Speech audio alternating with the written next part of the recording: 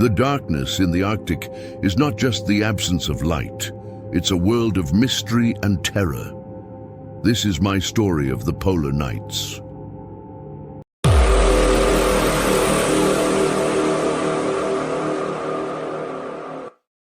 I spent my final year of high school in Denver, Colorado, excited for graduation and looking forward to the independence of starting college at the University of Denver. It felt like I was finally on the verge of achieving my dream. But life didn't go easy on me. A series of sudden financial difficulties forced me to return to Anchorage, Alaska, the place where I was born and raised. Going back wasn't easy. It felt like stepping back from the path I had carefully planned. But I didn't have another choice. I tried to adjust, but a deep sadness lingered, as if I'd lost something precious that I had longed for intensely. In a moment of despair, my older sister, who lives in Yukon, Canada, decided to take me on a road trip across Canada, hoping to restore my energy and adventurous spirit before I returned to Alaska to prepare for college. The idea was like a golden opportunity, a chance to hit reset on my path by immersing myself in peaceful nature, new roads, and exploring small towns to see a different side of life. The first day of the trip was exhilarating. The weather was beautiful, and the scenery looked like a never-ending painting.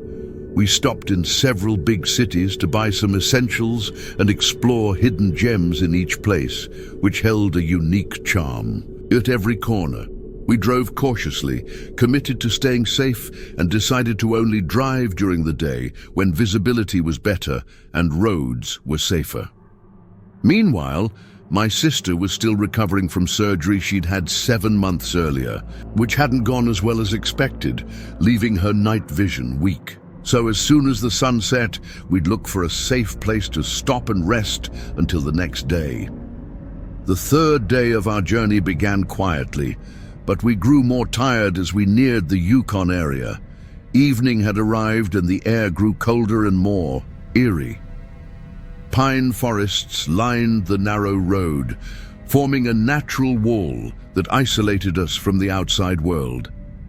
I took over the driving while my sister dozed beside me, letting the silence of the car envelop us, with the gentle hum of the engine and her quiet breathing the only disruption. The faint glow of our headlights reflected off the tangled trees, which seemed in the darkness like silent guards watching us with hidden faces. The road became deserted, as if we were the last 2 people on Earth. Suddenly, bright lights appeared. Behind us, another car, but it felt more disturbing than I had expected. The lights were glaring, almost painfully so, as if the driver behind us had no consideration. I expected him to dim his lights as he got closer, but he didn't.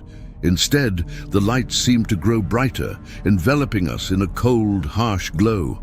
I muttered to myself, "Some people just have no manners," and moved slightly to the side to let him pass.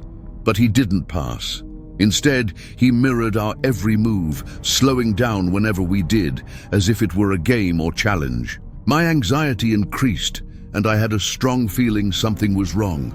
I glanced at my sister, who had woken up and was watching the lights in the mirror with concern.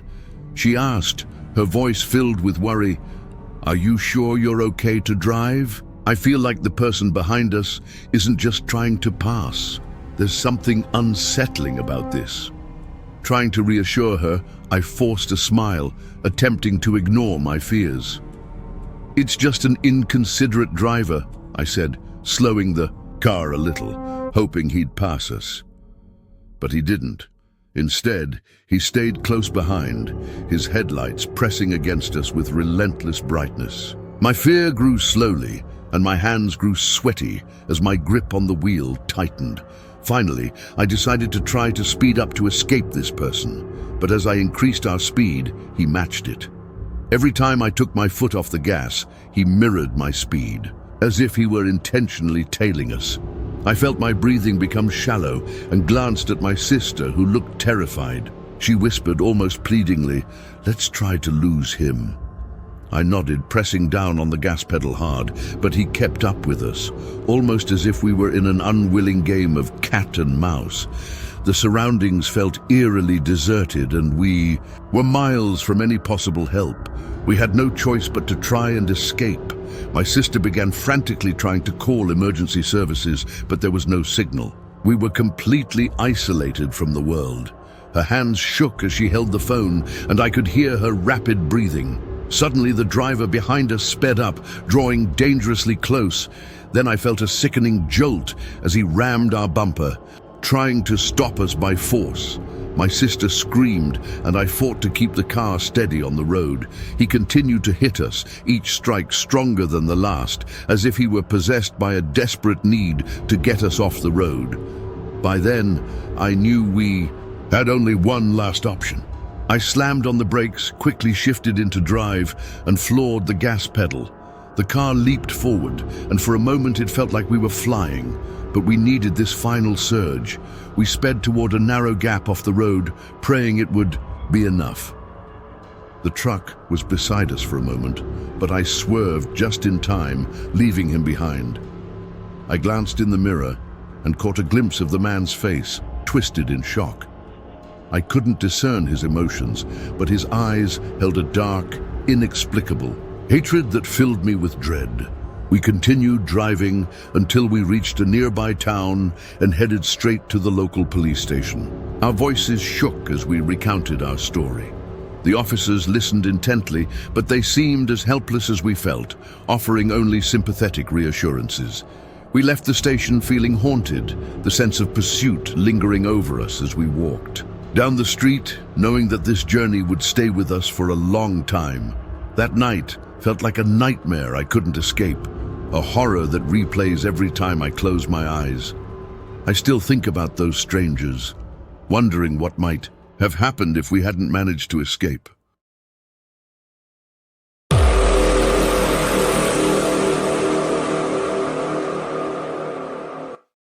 Throughout my childhood and teenage years, my family and I lived in an isolated house on an Alaskan island, where our home served as a sanctuary from the outside world.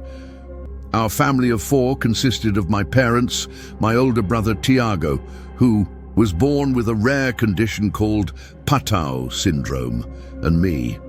Though Tiago's condition made him different and gave him special needs, he was still my companion, and despite our different paths, we shared a deep bond. Tiago attended a special class with children facing various challenges, and though his classmates each had unique needs, they all adored him, treating him with warmth and kindness. Our home was both our fortress and safe haven, designed uniquely with 2 floors. The first floor included shared spaces like the living and dining rooms, a large storage room, a bedroom, and a bathroom. One of the house's distinct features was a large plywood wall on one side, which served not only as an aesthetic touch, but allowed us to run wiring from inside to our workshop, my father's favorite retreat. Just behind the house was a C-shaped pathway that led to a rainwater collection area equipped with 2 massive tanks. Access to these tanks was through a small door, requiring us to crawl through a tight space. In this same area, we kept Bobby, our loyal 130lb Labrador. Bobby, with his immense size and deep bark, was like a silent guardian. In the summer months, his bark would alert us to any black bear wandering nearby. Despite his imposing presence, he was a gentle soul, always watching over us, especially Tiago, as if sensing he was the one who needed protection the most. Then, one seemingly ordinary day, a 16-year-old boy appeared at our doorstep. He introduced himself as Cole, claiming he was a local who knew Tiago. Given Tiago's nature, it was unusual for him to have visitors, so Cole's presence surprised us. Cole explained that he was in the same class as Tiago, and they would sometimes spend time together after school. Though his tone was calm, something about his demeanor felt off. Tiago didn't seem to recognize him and looked visibly uncomfortable. Despite this, my kind-hearted mother invited Cole inside. While we were sitting with him, I noticed he barely interacted with Tiago. Instead, his gaze lingered on me, unsettling and intense. I began to feel he wasn't there out of friendship. When my mother went to the kitchen, she gestured for me to watch him closely. Noticing our unease, my mother soon found a polite excuse and asked Cole to leave, citing our upcoming dinner. After he left, my mother confided in me her concerns. She had heard from a neighbor that Cole and his family had recently moved to the area, but that he had a troubled background. His parents were said to be abusive addicts, and Cole himself had been in and out of foster care for much of his life. Though my mother felt sympathy for him, she was wary and decided it would be best not to let him visit again. Every Monday evening, my parents attended a local church service, leaving me home alone with Tiago. Since I was responsible and even trained in babysitting and first aid, they felt safe leaving us on our own for a few hours. One Monday, about half an hour after they'd left, I heard the sound of the front door creaking open. Oddly, I hadn't heard the car, and it was far too soon for them to have returned. A sense of dread crept over me as I quietly made my way upstairs, guiding Tiago to his bed and hoping he would sleep. As I listened, heavy footsteps echoed from the living room. Slowly, I peeked down the staircase, my heart pounding. At the bottom, I could see the edge of a pair of dark jeans and rugged work boots. Whoever it wasn't my father.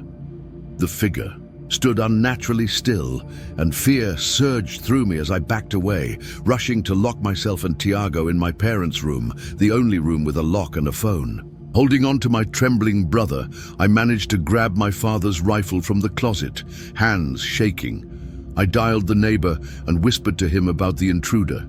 He promised to come immediately and instructed me to stay hidden. Moments later, I heard the footsteps again, pacing across the hardwood floors. Just as they stopped, there was a dreadful silence, followed by a slow, deliberate scraping sound along the walls. Soon after, I heard the familiar bark of Bobby and then heavy footsteps from our neighbor, who stormed in, rifle in hand. Together, we searched the house, but the intruder had vanished, leaving no trace. The back door was locked, and all windows were secure. Stepping outside, we saw a shadow fleeing into the woods, a figure slipping into the dense forest. The following week, things seemed to return to normal, but Bobby's behavior changed. Every night at the same time, he would bark furiously toward the dark edge of the forest. My parents brushed it off as old age, but I couldn't shake the feeling that something was out there, watching. One evening, I invited my friend Karen over for a sleepover. Around midnight, as we were laughing and braiding each other's hair, Bobby suddenly started barking intensely at the window. We froze, exchanging worried glances, and slowly turned toward the window. There, silhouetted against the moonlight, was a human figure standing motionless just outside.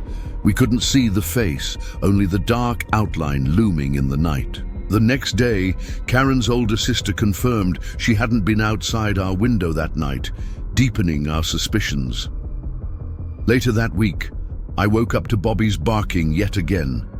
From my window, I could see a figure moving toward the rainwater storage area. As I debated waking my parents, the figure stepped into the moonlight. It was Cole. My blood ran cold as I recognized the same boots and jeans I had seen that night in our house. Frozen in terror, I watched as he climbed a ladder, left by my dad while fixing the gutters, inching toward my window. Summoning all my courage, I ran to wake my parents. My father grabbed his rifle and dashed outside, but Cole had disappeared into the woods. The next day, the police arrested Cole. He confessed to breaking into our home, saying he was watching over me because he had a crush on me. Horrified, I learned he had been stalking me for months. Because he was a minor, he received only a restraining order, a light punishment for the terror he had inflicted. That same day, my father removed the ladder near my window, and to this day I still keep heavy curtains drawn tightly at night, fearing what might still be watching from the dark. hidden in the shadows of our quiet, isolated island home.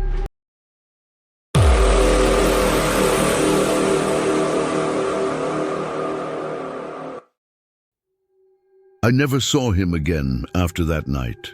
Since then, I've covered all my windows with reflective curtains, never daring to open them. I live in the village of Ak, formerly known as Barrow, on the northern edge of Alaska, where the vast sky meets the white earth. This place is isolated, harsh, and beautiful all at once, a realm that seems to exist outside of time, where the sun disappears for weeks on end, casting us into a still yet heavy darkness that feels as if it's swallowing our very souls. Life here is not for the faint-hearted. Living in this remote corner of the world feels like an intense test, especially for someone like me who came from the south, from cities like Anchorage, where the weather is kinder, the light is plentiful, and life is softer. But here, there is only endless silence, unforgiving cold, and polar nights that fill every corner with a haunting sense of mystery. For those unaccustomed to this continuous darkness, these polar nights can become fertile ground for dread and despair. This long night stretches on for over 65 days, submerging us in a suffocating darkness that seems to drain the soul. From November to January, the sun becomes a distant memory, a mere whisper fading in the vast Arctic void. I had prepared myself for this deep solitude, resolved to remain within my home's walls, enveloped in heavy silence, exploring my own thoughts amid the relentless darkness. I filled my long days with reading, watching movies, or simply thinking. Every home in this harsh land requires constant upkeep. Neglect can lead to ruin. Most houses here are built from metal sheets to ward off the dry rot creeping in from the cold. Those of us who choose to stay here are either lovers of solitude or simply lack the means to escape from this relentless world. In my home, the basement was my sanctuary, the warmest part of the house. There, within the shadows, I felt a semblance of safety. One winter's night, I fell asleep in the basement, hiding from the howling winds that screamed outside. I felt just warm enough, lulled by the hum of the furnace, sinking into a temporary peace, but my dreams were anything but innocent. I found myself haunted by fleeting images of darkness, strange, formless figures lurking at a distance. Finally, I woke up, feeling a biting hunger gnawing at my insides. I'd forgotten to have dinner, and my stomach reminded me with a loud growl. I got up slowly, reluctant to leave the warmth, and climbed the stairs, where a sudden wave of cold air struck me like a slap. Even with 6 pairs of wool socks, my feet felt like blocks of ice. I turned on the oven, starting to prepare my humble meal, searching for some comfort in the food amid the crushing solitude. But as I placed the food on the counter, a sudden urge to use the bathroom overtook me. My fingers numb from the cold, I left my food on the table and went back down to the basement. That's when I felt the darkness closing around me, wrapping me up like a heavy rope. I tried to find the light switch, and when it finally flickered on, the bright glare was harsh on my eyes. But then I noticed something odd. The furry rug, which I usually kept neatly arranged, was twisted and disheveled. A cold sense of fear ran up my spine. The polar nights tend to play strange tricks on the mind and senses. I shook my head, attributing it to fatigue and the oppressive gloom surrounding me, and went back up to the kitchen. But something was off. The kitchen felt different, thick with a strange, unsettling presence. The food I'd left on the counter was scattered, as if someone had disturbed it. My bag of Cheetos was empty, as if an intruder had entered my sanctuary, rummaging through my things without permission. Uneasy thoughts began to creep into my mind. Was I imagining things, or had someone or something invaded this small sanctuary in this brutal, desolate world?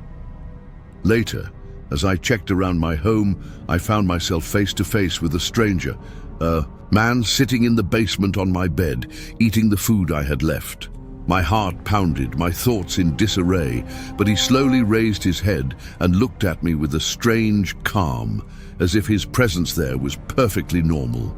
If these stories sent chills down your spine, make sure to hit the like button and subscribe so you don't miss our upcoming spooky uploads. Share this video with your thrill-seeking friends.